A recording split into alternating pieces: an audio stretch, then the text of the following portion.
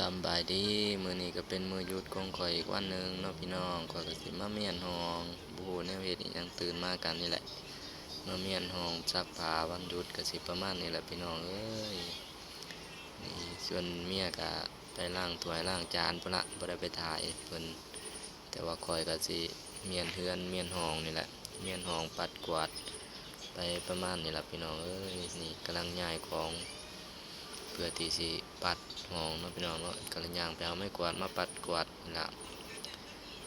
อาทิตย์หนึ่งก่อยกับซิเมียนห้องอยู่ประมาณเทื่อหนึ่งพี่น้องซักเสื้อผ้าก็ประมาณ2-3เทื่อนี่ละก็ปัดไปปัดมานี่ละพี่น้องเอ้ยจำนี่ละเวียกก่อยแต่ละอาทิตย์ก็สิแบ่งกันไปคู่ผัวเมียเนาะก็แบ่งกันเฮ็ดผู้หนึ่งก็เฮ็ดแนวหนึงผู้หนึ่งก็เฮ็ดแนวหนึงก่อยก็มาปัดกวาดห้องนี่ละก่อยก็สิประมาณนี่แหละพี่น้อง